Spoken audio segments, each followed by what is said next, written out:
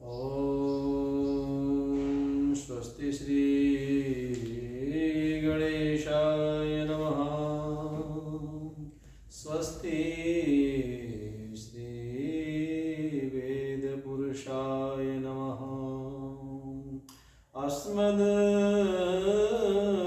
श्री गुरुभ्यो नमः। अस्मद् श्री परम गुरुभ्यो नमः। अस्मद् श्री सर्वगुरुभ्यो नमः।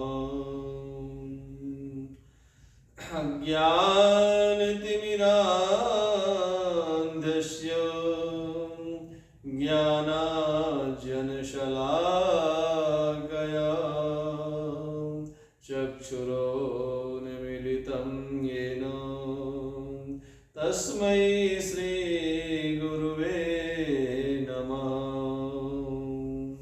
वागर्था प्रतिसम्प्रत्यौ वागर्था प्रतिपत्तये जगतः पितरौ वन्दे पार्वती परमेश्वरौ।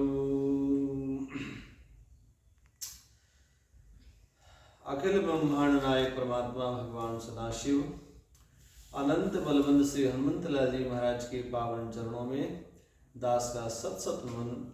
आइए मेरे भाई बहन, आज काशी पुनीत गाथा के अंतर्गत भाग नंबर 16 का उद्भव आज हो रहा है, ये प्रस्तुत होने जा रहा है। आइए इस काशी पुनीत गाथा में हम लोग अवगाहन करें, इसमें स्नान करें, अपने आप को परिपूर्ण करें और पूर्ण विदम बनने का प्रयास करें।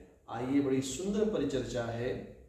एक बार की बात है, महाभारत खंड का एक प्रसंग है। एक बार भगवान श्री कृष्ण के शिविर में और धर्मराज युधिष्ठिर के शिविर में गए और धर्मराज युधिष्ठिर ने महाभारत संपन्न हो चुका था।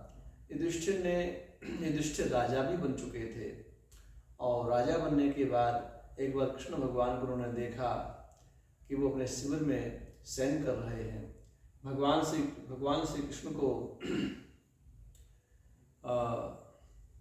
धर्मराज युधिष्ठिर ने कहा, हे माधव, हे मुकुंद, आपको ज्ञात होना चाहिए कि मैं इस महाभारत युद्ध के उपरांत मैं अपने आप को पावन पुनीत करने के लिए मैं मुझसे जो कुछ बाह्यांतर अभ्यांतर जो शारीरिक मानसिक मन कर्म वचन से किसी प्रकार की त्रुटियां हुई हों, उन त्रुटियों के प्रायश्चित हेतु भगवान एक हम राजसूय करने जा रहे हैं।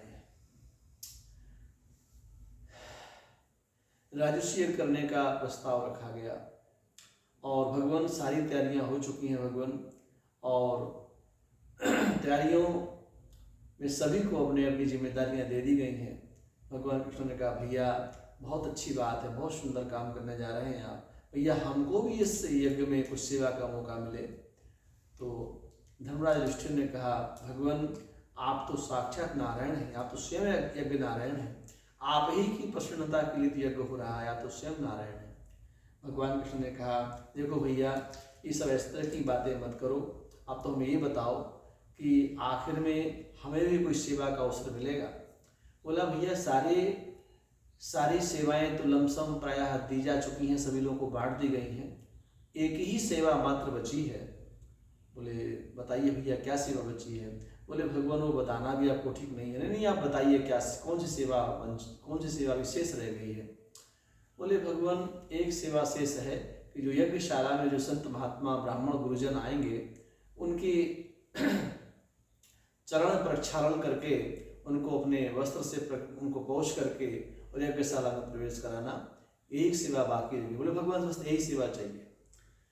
कृष्ण भगवान ने सहर्ष उसे सेवा स्वीकार की और यज्ञ में जितने भी संत महात्मा ब्राह्मण गुरुजन आए, उनके सभी भगवान श्याम सुंदर ने सबके पाद प्रक्षालन किए, सबके चरण धोए और अपने दुपट्टे से उनका पोंछ करके, उनके पैरों के चरणों को पोंछ करके बढ़िया से और यज्ञशाला में को पधराया।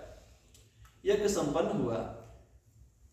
यज्ञ संपन्न होने के पश्चात भगवान कृष्ण की इस प्रकार की जो एक कर्तृत्व रहा, भगवान कृष्ण ने जो इस तरह सेवा की, इस सेवा से युधिष्ठिर के मन में एक अजीब तरह की नाम से उत्कंठा हुई। युधिष्ठिर ने कहा, भगवान आपने ये कार्य क्यों स्वीकार किया? ये बहुत छोटा कार्य था, आपने इस छोटे कार्य को क्यों स्वीकार किया भगवान?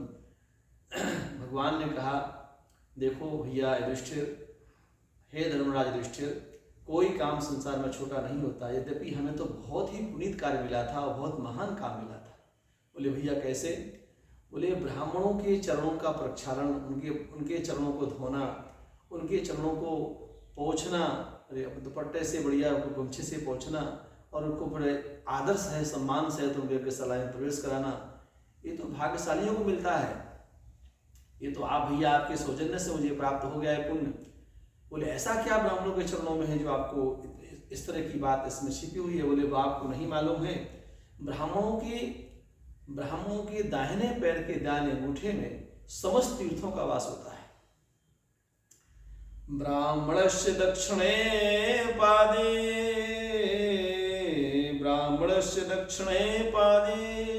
अंगुष्ठमासृत सर्वदा निविशन्ति सर्वतीर्थानि पवित्राणि चोत्रमाणि च। ब्राह्मणस्य दक्षिणे पादे, ब्राह्मण के दाहिने पैर के दाहिने अंगूठे में, ब्राह्मण के दाहिने पैर के दाहिने अंगूठे में क्या है? बोले निवसन्ति सर्वतीर्थानि, समस्त तीर्थों का वास है। सभी तीर्थ निवास करते, सभी जितने भी तीर्थ है संसार में, 4 धाम, 67 पुरियां और 68 तीर्थ स्थल, और मैं समझता हूँ जितने भी हमारे तीर्थ स्थान कहे जाते हैं संसार में, समग्र तीर्थ स्थानों का यदि कहीं वास है, प्रवास है, तो ब्राह्मण के दाहिने पैर के दाहिने अंगूठे में उनका वास है। ब्राह्मणस्य दक्षिणे पादे अंगुष्ठमासृत सर्वदा, और वो 1-8 घंटे 2 घंटे के लिए नहीं, निरंतर सदा सर्वदा 24 घंटे उनके अंगूठे में उनका वास रहता है। निवसन्ति सर्वतीर्थानि पवित्राणि चौत्रमाणि च। उनका दर्शन करने से चरण स्पर्श करने से बहुत पुण्य की वृद्धि होती है। यदीक्षसी महाराजन, हे युधिष्ठिर, यदीक्षसी महाराजन सर्वतीर्थावगाहनं विप्रपादोज्जितं तोयं सदा शिरसिधारये।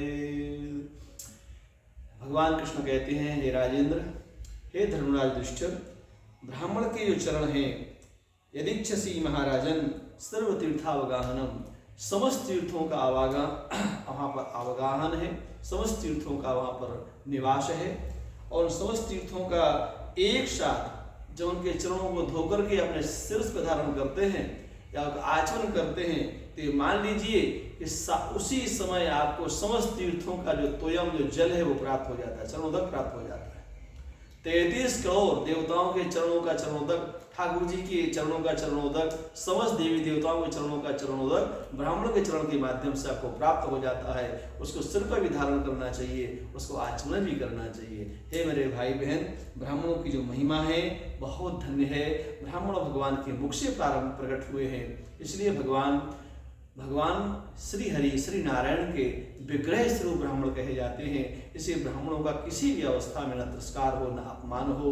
बने तो आप उनका सम्मान करें, बने तो उनका अपमान करें, बने तो आप उनसे जो कुछ भी करें, उनसे कुछ सीखें, उन्हें कुछ दें, और उनसे कभी कुछ अनाधिकार चेष्टापूर्वक लेने का प्रयास न करें।